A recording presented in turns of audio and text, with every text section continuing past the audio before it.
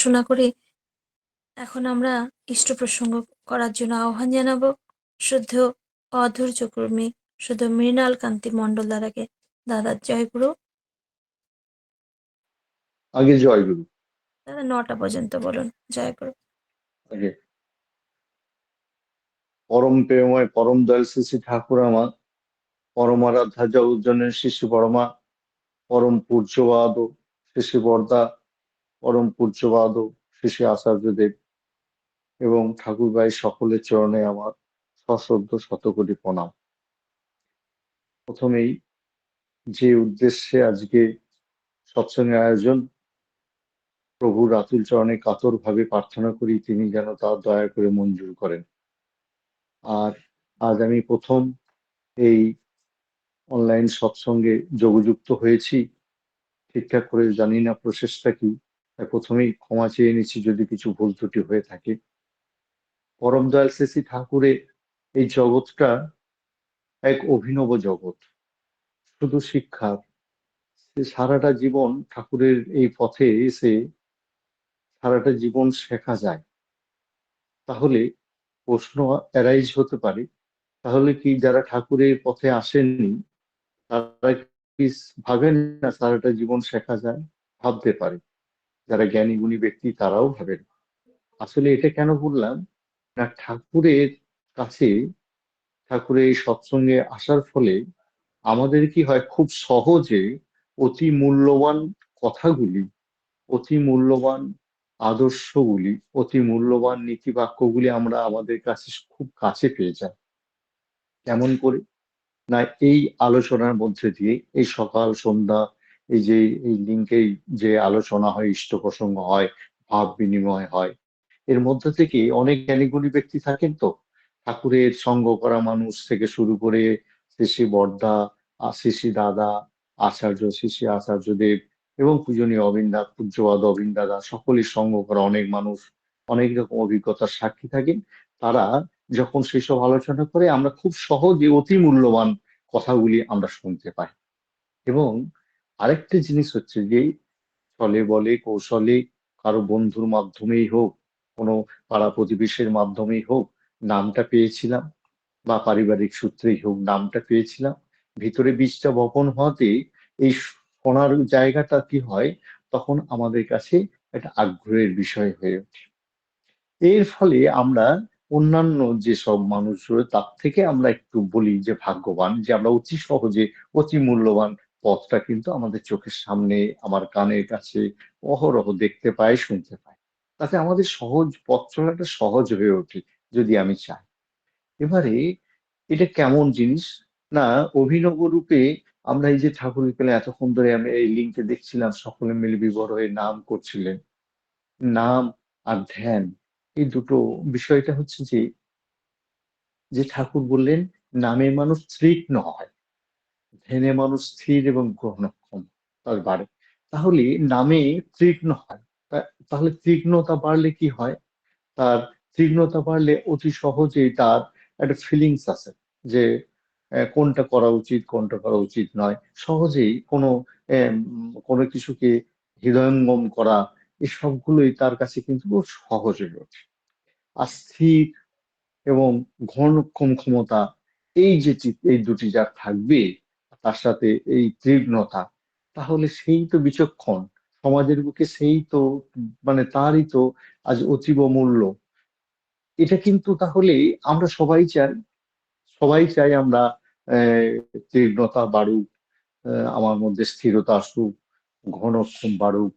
Even আমার পরিবারে যাকে আমি এত ভালোবাসি, আমার সন্তান সন্ততি, যাকে মানুষ করার জন্য আমরা প্রাণপাত করি সকাল থেকে রাত্রি পর্যন্ত, তাহলে সেটিরও এই চিন্তা ভাবনার মধ্যে দিয়ে রাখি আমরা, যে সেই জন্য আমরা ভালো স্কুলে ভর্তি করা থেকে শুরু করে কি না করি না। কিন্তু তবুও কি ঘটে, যে কোথায় যেন ছন্দ পতন ঘটে। আজকে আমি একটি ঘটনার কথা বলি। আমারই কলিগ বলতে পারেন, এক সময় 2004-এ যখন আমি যে স্কুলে ছিলাম, আমার কলিগ ছিলেন তিনি। তারপরে তিনিও অন্য স্কুলে চলে যান, আমিও মাস্টার ডিগ্রি স্কেলে অন্য স্কুলে চলে যাই। তো আমি যখন ছিলাম তখন কিন্তু ওই মাস্টারমশাই দীক্ষা হয়নি। পরবর্তী ক্ষেত্রে এইসব বিভিন্ন রকম আলোচনা হতো, বন্ধু বান্ধব একসাথে থাকতাম।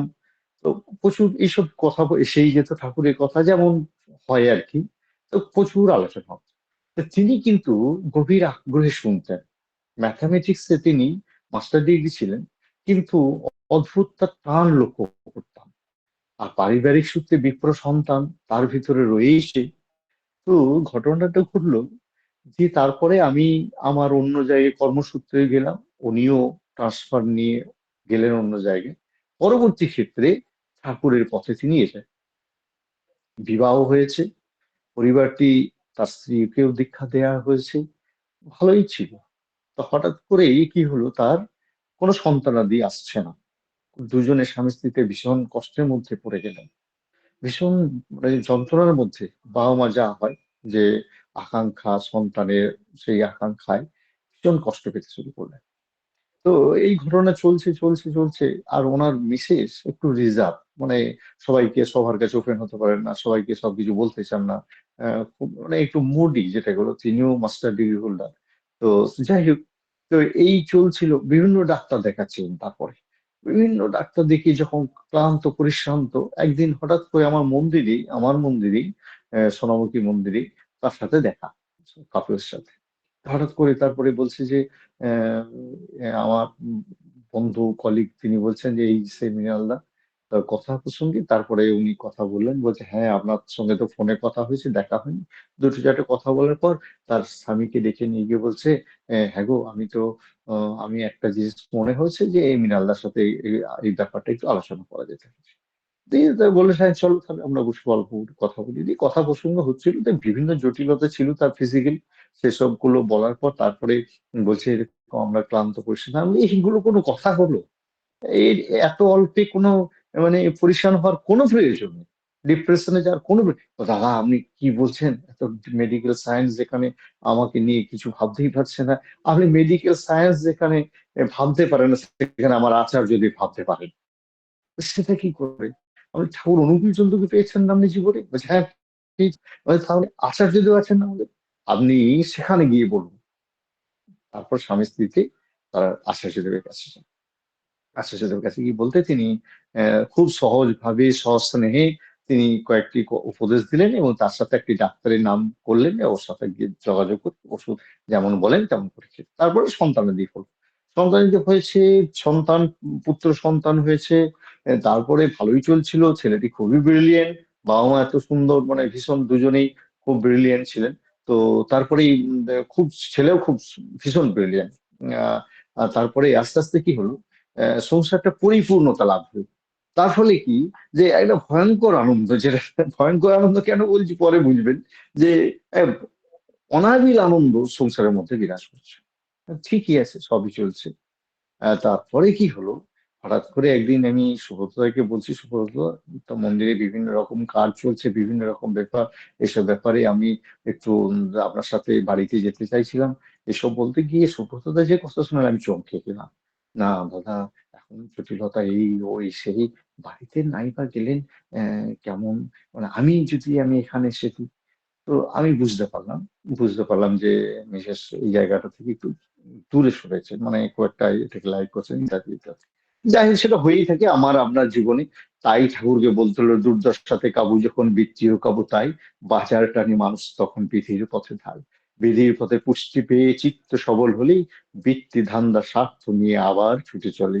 এমন করেই ওঠা পড়ায় মরণ মুখে ধায়, ইষ্ট উৎসর্জনে কিন্তু সবই পাল্টে যায়। এটাই হয়, এটাই স্বাভাবিক নিয়ম, হয়েছে তাই। কারণ কি, বিয়ের বারে কি হলো, তারপরে যখন ভয়ঙ্কর জটিলতা হঠাৎ করে, ওই যে আমরা ভুলে গেলাম বাচ্চাটা টানে, আবার বিধির পথে চললাম, বিধির পথে চললেই কি হয়, আবার পুষ্টি পায়, হৃদয়ে বল পায়। আবার কি করি, বৃত্তি মাফিক চলতে শুরু করি। যখনই আমরা পরিপূর্ণতা লাভ করি, তখন বৃত্তি মাফিক, মানে তথাকথিত পরিপূর্ণতা, ঠাকুরকে ছাড়া তো পরিপূর্ণতা আসতে পারে না। সেটা এটা, মানে এটা এই কথার কথা নয়, এটা হচ্ছে একটা তার ভীষণ একটা আহ অর্থযুক্ত কথা, যে তাকে ছাড়া পরিপূর্ণতা হতে পারে না। এর গভীরতা আছে। যাই হোক, সে তথাকথিত পরিপূর্ণতা হয়ে আবার ব্যক্তি ধান্দার স্বার্থ নিয়ে চললাম, আবার মরণ মুখে পতিত হলাম। দুঃখের বিষয় হচ্ছে হঠাৎ করে 1 মাস আগে উম, ভদ্রমহিলা মাথা ঘুরে পড়ে যান, হেলথ ওয়ার্ল্ডে ভর্তি করা হয়। ডাক্তার এমআরআই করালেন, এসব করে হঠাৎ cancer last stage, 4th stage. আজ তিনি চলে গেলেন ইহলোক ছেড়ে। মানে বলতে চাইছি যে তাকে পেয়েও আমরা কিন্তু হারিয়ে ফেলি। তা কেন হয় এটা? এটা আমাদের ব্যক্তি সাধনতায় ঘাটতি থাকছে, হতে পারে। তাকে পেয়েও আমরা এই পথে হারিয়ে ফেলি। ওই ঠাকুরকে এই বাণীটা দিতে হতো না? তাকে পেয়েও আমার করা হয়ে ওঠে না। এই যে নাম ধ্যান করছিলেন অভ্যাস যোগ, আমরা সকলেই যদি এমন অভ্যাস যোগের মধ্যে যুক্ত থাকতে পারি আর আচার্য অনুসরণের মধ্যে দিয়ে নিজেকে নিয়োজিত রাখতে পারি, তাহলে কিন্তু এই প্রকৃতির সিস্টেমে মৃত্যু জরা যন্ত্রণা আছে, থাকবে, চলবে, কিন্তু যে উদ্দেশ্যে এই পৃথিবীতে আসা সেটা তো অন্তত করতে পারলাম। কি করে গেলাম পরবর্তী জীবনে, যদি আমার জীবন পরবর্তী জীবনে আমি বিশ্বাসী হই, তাহলে আত্মা অবিনশ্বর এটা যদি বিশ্বাস করতে পারি, মানে যে এটাই বাস্তব, তো সেটাকে যদি ভাবতে পারি, তাহলে কিন্তু আমার কিছু করাই প্রয়োজন আছে।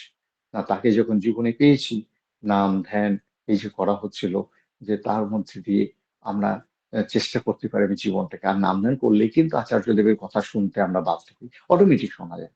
কিন্তু আবার শোনা শব্দটা, আহ আমি আমার মেয়েটাকে আজ আস্তে আস্তে আস্তে বলছিলাম, মেয়েটাকে যখন স্কুল থেকে নিয়ে আসছিলাম, বলছিলাম যে বাবা তুমি বলো তো সোনা মানে কি? বলছে যে সোনা মানে সোনা। আমি বলি যে সোনা মানে যদি করা বলি? বলছে সেটা কেমন করে? সোনা মানে করা কেমন?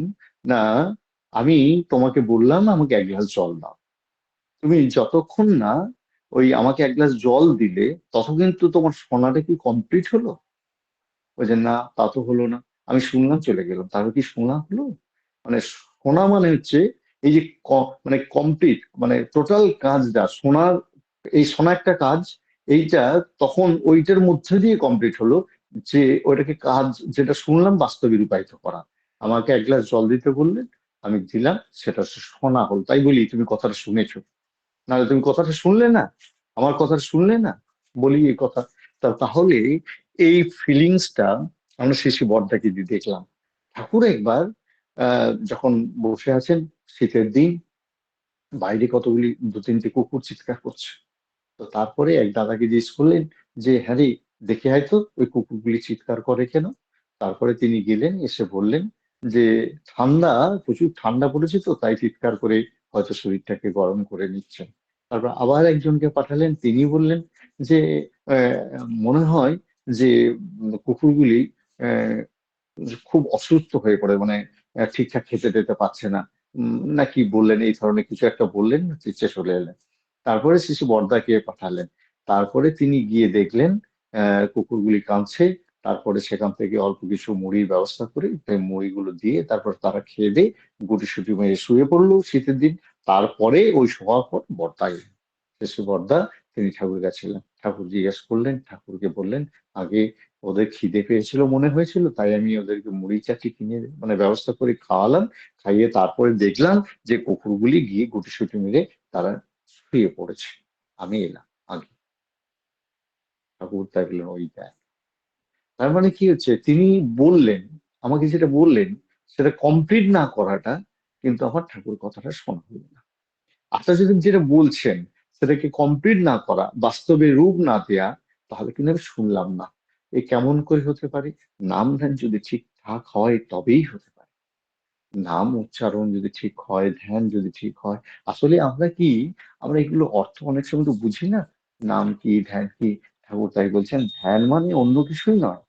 ধ্যান করা আর কিছুই নয়, মানুষ যেমন করিয়া তাহার প্রিয়কে চিন্তা করিয়া উদ্বুদ্ধ উল্লসিত হয়, অর্থাৎ যাহাকে ধ্যান করিতে হইবে তাহাকে যেমন দেখা যায়, তাহাতে যাহা যাহা আছে, যাহা যাহা লইয়া তিনি তার চলা বলা ভাব ভঙ্গি সহকারে ভাবা চিন্তা ও মানসিক আলোচনা করিয়া বোধ অর্থ উপায় উপনীত হওয়া। তার মানে এইগুলো যখনই হবে, আশ্চর্যজনকে আমরা দেখি যে তিনি সবসময় ধ্যানস্থ আছেন। এটা বলি কেমন করে? তার চিন্তা, তার ভাবনা, তার ভাবা, তার করা সবটাই ঠাকুরের হয়ে আছে, ঠাকুরময় আছেন তিনি। তাই তার মধ্যে দিয়ে অনেকেই তিনি দেখতে পান, অনেকে, আমি দেখতে পাই না, আপনি দেখতে পান না, অনেকে দেখতে পায় যে আচার্যদেবকে ঠাকুর বলে ফেলেন। এটা বলার একটা অর্থ আছে, এটা একটা ফিলিংস, যে তিনি তার মধ্যে দিয়ে ঠাকুরকে দেখতে পাচ্ছেন। আসলে অ্যাকচুয়ালি বাস্তবিক যে তার মধ্যে ঠাকুর তো সবসময় বিরাজ করছে, তিনি ঠাকুরস্থ হয়ে, তিনি ঠাকুরময় হয়ে আছেন, তাই অনেকে আমরা দেখতে পাচ্ছি। আসলে কেমনতর যদি হয়ে উঠতে পারি, তিনি যা বললেন সেগুলি ভাবা, সেগুলিকে করা আমার জীবনে, এগুলি হয়ে ওঠে না। যার ফলে কি হয়, আমাদের সমস্যা হয়। সমস্যা কি হয়, তখন আমরা বিজ্ঞানের যুক্তি খুঁজি, বিভিন্ন বিজ্ঞানের যুক্তি খুঁজি। মানে কেমন কেমন, আমার মনে হয় আমাদের যখন অনেকে আমাদের আলোচনা হয়, আমাদের দেখা যায় যে আম, আচ্ছা, ঠাকুরের এই ঘটনাটার পিছনে বলুন তো এর বিজ্ঞান কি। তো এরকমই কত ঘটনা আছে। একটা ঘটনার কথা মনে পড়ে যে মিস্টার এক্স ম্যানদা ঠাকুরের কাছে এই বিভিন্ন রকম আলোচনা করতে করতে আম, 1961 সাল 11ই সেপ্টেম্বর ঘটনা। তিনি একবার ঠাকুরকে বলছেন, ঠাকুর, আহ, অনেক সময় শুনেছি আমি যে দূর দূরান্তে কোনো মানুষ বিপদে পড়েছেন, ঠাকুর ঠাকুর করে আপনাকে ডেকেছেন কাতর স্বরে, আর তারা পরে বলছেন যে আমাকে ঠাকুর উদ্ধার করেছেন। আচ্ছা, আচ্ছা বলুন তো, এই বহু দূর দেশ থেকে আপনি তাদের কেমন করে উদ্ধার করেন, তারা কেমন করে উদ্ধারের মানে পথটা পায়? ঠাকুরকে যখন জিজ্ঞেস করছেন, ঠাকুর খুব সহজে সুন্দরভাবে কেমন করে ও মানে উত্তর দিচ্ছেন। ঠাকুর বলছেন, যাদের হয় তারা জানে। হ্যাঁ, এখন ভাবুন তো, যাদের হয় তারা জানে, এই কথাতে কি এক্সম্যানরা মেনে নিতে পারবে? তিনি মেনে নিতে পারছেন না। মানে আমাদের চোখে যাতে সবকিছু পরিষ্কার হয়, সেই জন্য তিনি মেনে নিতে পারছেন না। তিনি বলছেন যে ঠাকুর, এর বিজ্ঞানসম্মত উম মানে কারণ আমি ব্যাখ্যা চাই আপনার কাছে। আর এই বলতে যাবেন, সেই সময় ঠাকুর বলছেন, আসলে কি হয়, যারা তাকে আহ, সত্যিই ভালোবাসে, যাকে তারা সত্যিই ভালোবাসে, তখন কি হয়, তাদের ভালোবাসার বস্তুই কিন্তু জীবন্ত হয়ে ওঠে। তারপরেই ঠাকুর বলছেন খুব সহজ করে যে জেসাস ক্রাইস্টকে অনেক অনেক লোক বিভিন্ন রোগ, মানে বিভিন্ন রোগ, বিভিন্ন রকম সমস্যার কথা নিবেদন করতেন, আর জেসাস ক্রাইস্ট তাদের কিন্তু ভালো করে দিতেন। এমন হয়েছে, অনেক অন্ধ লোক তার চক্ষু ফিরে পেয়েছে জেসাস ক্রাইস্টের কাছ থেকে। তাদেরকে জিজ্ঞাসা করলে তিনি বলতেন, তখন যখন জেসাস ক্রাইস্টকে জিজ্ঞাসা করতেন যে আগে আহ, আপনি কি তাহলে ওনাকে ভালো করে দিলেন, আপনি কি তাহলে আপনার দয়াতে কেমন হলেন, তিনি বললেন, তখন ঠাকুর বলছেন খুব সহজ করে যে তখন তাকে জিজ্ঞেস করলে তিনি বলতেন, "উম, আমি জানি না, তোমাদের বিশ্বাস তোমাদেরকে সুস্থ করে তুলেছে।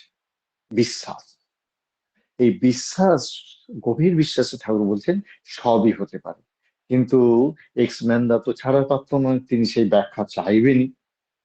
তিনি পরিষ্কার করে আবার তিনি জানতে চাইলেন এর বিজ্ঞানসম্মত ব্যাখ্যা কি আছে। ঠাকুর এবার আস্তে আস্তে বলতে শুরু করলেন। তখন আমাদের হাউজার ম্যানদা ঠাকুরের কাছে রয়েছেন। তা হাউজার ম্যানদা যে হাতে দণ্ড রয়েছে, সেই দণ্ডটা দেখিয়ে তিনি বলতে শুরু, বাচ্চা ছেলের মতো। হাউজার ম্যানদা বলছে, আমি ওটা ওনাকে দিয়েছি, ওনাকে দিয়েছি মানে দণ্ডটাকে। তারপরে তিনি বলছেন যে লাঠির মধ্যে আমার স্মৃতি জড়িয়ে আছে, যখন লাঠি থাকে তখন ওর চিন্তাও সেই স্মৃতিকে ঘিরে থাকে। কি মানে ঠাকুরের সহজ সরল কথা, আমরা জানি যে আমাকে কোনো একজন ভালোবাসার মানুষ আমাকে একটা কোনো কিছু গিফট দিয়েছে। তো আমি, কিন্তু আমাকে কেউ যদি জিজ্ঞেস করে, এই আপনার বুকের পেনটা খুব সুন্দর, তো কে দিয়েছে আপনাকে, কোথায় কিনলেন, আমি তখন গড় করে বলি যে আমাকে আমার বাবা এটা দিয়েছে, আমার জন্মদিনে দিয়েছে, বাবা এই জায়গা থেকে কিনেছে, বাবা এত দাম নিয়েছে। আমি সেদিন সবাইকে দেখিয়েছি যে এটা আমার বাবা দিয়েছে। ভালোবাসার মানুষ দিলে এমন করে অনেক স্মৃতি থাকে। তো ঠাকুরেও সহজ করে বলছেন, যখন লাঠি থাকে তখন ওর চিন্তাও সে স্মৃতিকে ঘিরে থাকে। কি অদ্ভুত কথা। মানে যখন দণ্ডটা রয়েছে, মানে আমার যে মানে ঠাকুর যখন যেভাবে দিলেন, যা যা বললেন, যেমন করে রক্ষা করতে বললেন, তিনি সেই স্মৃতিগুলো তার মধ্যে ঘিরে থাকছে। আর এখানেই কি বলছে তিনি, যে এই স্মৃতি জীবন্ত হয়ে ওঠে তার আনুগত্য নিষ্ঠার ভিতর দিয়ে। তাহলে স্মৃতিটা কখন জীবন্ত হয়ে ওঠে, আমার যদি আনুগত্য থাকে, নিষ্ঠা থাকে। আর আনুগত্য নিষ্ঠা ছাড়া তো ভালোবাসা হতে পারে না। আমার ভালোবাসা আছে অথচ আনুগত্য নেই, নিষ্ঠা নেই, এটা হতে পারে না। সেই জন্যই ঠাকুর দয়া করে বলছেন, এই স্মৃতি জীবন্ত হয়ে ওঠে কখন? না তার আনুগত্য নিষ্ঠার ভিতর দিয়ে। আর তখন কি হয়? আর তখন সেই টানে তার দেহ ও মনোজগতের ভিতর দিয়ে কোষে কোষে থ্রিল সৃষ্টি হয়। থ্রিল মানে কম্পন সৃষ্টি হয়। যে মানে আমরা আচ্ছা, স্মৃতির মধ্যে দিয়ে কেমন করে কম্পন সৃষ্টি হয়? এটাকে আমরা কি খুব সহজভাবে যদি ভাবি, দেখা যায় আমার আহ, হয়তো আমার বাবা কোনো একটা ঘটনা বলছে, আমার মা কোনো একটা ঘটনা বলছেন, এমন একটা ঘটনা বলছেন গায়ে শিহরণ দেওয়ার মতো, হয় না? যে এইভাবে এই বাবারই অবাক বিস্ময়। তখন আমরা কি, বাবা দেখো গায়ে কাঁটা দিচ্ছে, মানে কি কাঁটা দিচ্ছে, মানে একটা feelings. This is the example of feelings. এটা একটা অনুভূতি। সেই অনুভূতি কেমন করে হচ্ছে? না সেই কথা শোনার মধ্যে দিয়ে আমার ভিতরে সেইগুলো, আমার স্মৃতির মধ্যে দিয়ে আমি যখন প্রেজেন্ট করছে মা, আমার তখন এটা হচ্ছে, মায়ের মধ্যে হচ্ছে। তার মানে এই যে স্মৃতিটা বলতে বলতে তার একটা অনুভূতি হচ্ছে। তাহলে আমার সহজে বোঝা যাচ্ছে যে অনুভূতির মধ্যে দিয়ে, স্মৃতির মধ্যে দিয়ে আমার কম্পন হতে পারে। তাহলে সেজন্যই বলছে ঠাকুর দয়া করে বলছেন, এই টানে মানে ঠাকুরের এই যে আনুগত্য নিষ্ঠার ভিতর দিয়ে তার স্মৃতি জীবন্ত হয়ে রয়েছে, সেই টানে কি তার দেহ মন জগতে বিভিন্ন কোষে কোষে থ্রিল সৃষ্টি হয়। তার থেকে ইষ্টমুখী আবেগের সৃষ্টি হয়।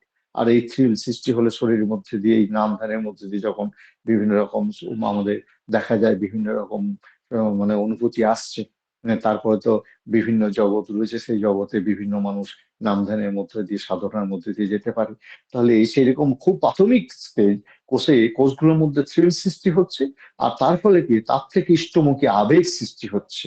আর সেই একাগ্র আবেগের ফলে কি হয়? তার শক্তি, ক্ষমতা, জ্ঞান বেড়ে ওঠে। সেটা কেমন করি? না আবেগের মধ্যে দিয়ে কি হয়? না আমরা খুব সহজ ভাবে, যে ঠাকুর আমাকে এটা বলেছেন, আমরা বলি না অনেক সময় ঠাকুরের দয়া হয়ে যাবে।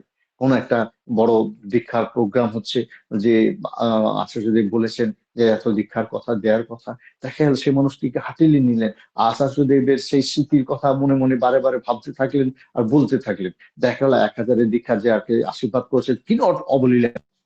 তো এই বড় উৎসবে করার কথা হচ্ছে, বড় উৎসব করার কথার মধ্যে দিয়ে দেখা যাচ্ছে যে অবলীলাক্রমে তার আশীর্বাদ যখন বর্ষণ হয়, তখন কিন্তু হয়ে ওঠে। তার মানে কেমন করে হলো? কেমন করে হয়েছে? আমাকে করতেই হয়েছে। কেমন করে কর্ম প্রেরণা পেলাম? না এই একাগ্র আবেগের ফলে আমার ভিতরে শক্তি, ক্ষমতা ও জ্ঞান বেড়ে উঠলো। আর যার ফলে কি হলো, সেটা অন্যের কাছে অসম্ভব হতে পারে, কিন্তু তার কাছে খুব সহজ হয়ে উঠলো।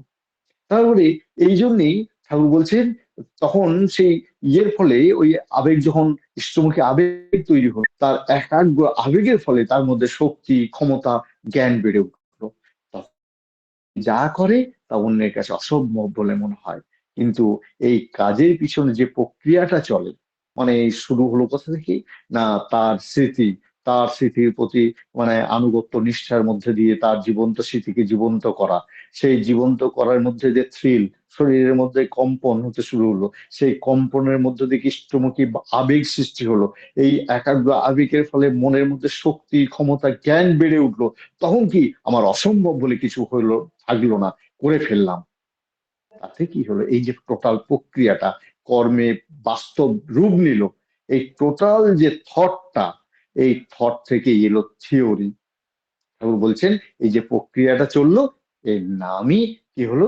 এর নামই তখন আমরা বলতে পারি বিজ্ঞান। টোটাল প্রক্রিয়াটার নামই বিজ্ঞান। তাহলে বিজ্ঞানটাকে ঠাকুর কত সহজ ভাবে আমাদের মধ্যে তিনি তুলে ধরলেন, যে আমাদের কি, তার মানে তার প্রতি নিষ্ঠা, আনুগত্য আর কৃতিসম্পদ, এই তিনটি জিনিস যদি আমার ভিতরে যদি জাগিয়ে তুলতে পারি, সবটাই তার স্মৃতি যদি আমার ভিতরে ইষ্টমুখী আবেগ তৈরি করতে পারে, তবে কিন্তু আমার আর চিন্তা নেই।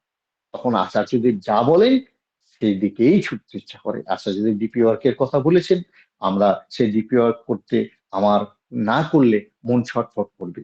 আমরা হাজার কথা বলি না কেন, হাজার বক্তৃতা দিই না কেন, হাজারো সৎসঙ্গ করি না কেন, যদি ঠাকুরের কথা মানতে হয়, ঠাকুরকে যদি মেনে চলতে হয়, তাহলে কিন্তু তার দেয়া পথেই চলতে হবে। তিনি বললেন পিতৃদেব ভব, মাতৃদেব ভব, আচার্য দেব ভব।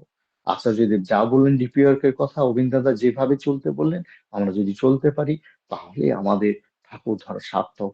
তখন কিন্তু সহজেই আমার ভিতরে যে জটিলতা, অহংকার কি, আমার আমার পুরুষাকার বলে আমি পেয়েছি, যে আমি আমার যে অভাবটা ছিল পুরুষাকার বলে হয়েছে, এটা কিন্তু আসবে না।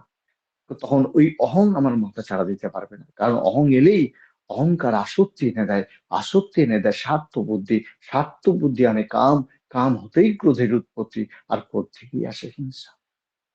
এগুলো কেমন করে হতে পারে? না এই জগতে যদি থাকা যায়, ঠাকুরের এই যে কর্ম প্রেরণার কথা যে আমরা শুনলাম এতক্ষণ, যে কথাগুলোর মধ্যে দিয়ে আমাদের ঠাকুরের কথাগুলো এক্সম্যান না, আর ঠাকুরের যে কথা সেগুলো মধ্যে দিয়ে কি হয়, আমার ভিতরে ভক্তি ভাব আসতে পারে। ঠাকুর তাই বলছেন, ভক্তি এনে দেয় জ্ঞান, জ্ঞানেই সর্বভূতে আত্মবোধ হয়, সর্বভূতে আত্মবোধ হলেই আসে অহিংসা, আর অহিংসা থেকেই প্রেম।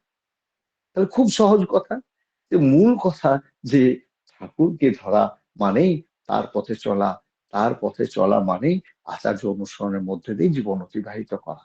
আর এই কর্মের মধ্যে দিয়েই আমার কি হয়, আর এই কর্মের মধ্যে দিয়ে আমার মধ্যে শক্তি, ক্ষমতা ও জ্ঞান আসে। আর জ্ঞানই আনন্দ, অজ্ঞানতাই অন্ধকার। অজ্ঞানতা হলে কি, অজ্ঞানতা দুঃখের কারণ। তাহলে আমরা কি কেউ দুঃখের কারণ হতে চাই না? জ্ঞানই আনন্দ, জ্ঞান পেতে চায়। জ্ঞান কেমন করে আসবে? অমন করে একাগ্র ইষ্টমুখী আবেগ আমার ভিতরে থাকতে হবে, তাহলেই আমার ভিতরে শক্তি, ক্ষমতা, জ্ঞান আসবে। 9টা বেজে গেল। প্রত্যেকের আহ জন্য পরমপিতা রাতুল চরণে প্রার্থনা জানিয়ে আমার অবসর আলোচনা শেষ করলাম। সকলে ভালো থাকবেন, পরমপিতাকে নিয়ে চলছেন, পরমপিতার কাছে আমার হয়ে একটু প্রার্থনা করবেন, শেষ দিন যেন, শেষ দিন পর্যন্ত যেন তার এই পথেই থাকতে পারি। জয় গুরু। জয় গুরু দাদা, জয় গুরু। খুব সুন্দর আমাদের যাজনমুখী কথা আলোচনা এতক্ষণ করে শোনালেন, যে নামে মানুষ তীক্ষ্ণ হয় এবং ধ্যানে মানুষ স্থির ও গ্রহণক্ষম হয়। মেডিকেল সায়েন্স যেখানে ফেলিওর হয়, তারপর থেকেই আধ্যাত্মিকতা শুরু হয়। তার নিজের স্কুলের কলিগের কথা বলে আমাদের সমৃদ্ধ করলেন। আচার্য অনুশাসনের মধ্যে নিজেকে নিয়োজিত রাখতে হবে। শোনা মানে করা, ভাব অনুযায়ী লাভ হয়, গভীর বিশ্বাসে সব হয়, একাগ্র আবেগের ফলে জ্ঞান, কর্মক্ষমতা বেড়ে যায়। তার প্রতি নিষ্ঠা, আনুগত্য, প্রীতি সম্বেক বাড়ি তুলতে হবে। তার কথাগুলি মেনে চললে তাকে ধরাই সার্থক হবে। ভক্তি এলে প্রেম আসবে, আর অজ্ঞানতাই দুঃখের কারণ। খুব সুন্দর করে আলোচনা করলেন। আমরা প্রত্যেকেই সমৃদ্ধ হলাম। পরমপিতার রাঙা রাতুল চরণে আপনার সার্বিক মঙ্গল প্রার্থনা করি দাদা। সবসময় আমাদের সঙ্গে যুক্ত থাকুন, আর তার কথা বলে তার প্রতি আমাদের তন্মুখী করে তুলুন। পরমপিতার রাঙা রাতুল চরণে আপনার এবং আপনার পরিবার, পারিপার্শ্বিক সবার সুদীর্ঘ নিরোগী সচ্ছল জীবন প্রার্থনা করি। ভালো থাকুন দাদা, সুস্থ থাকুন, আবারও আসবেন। জয় গুরু।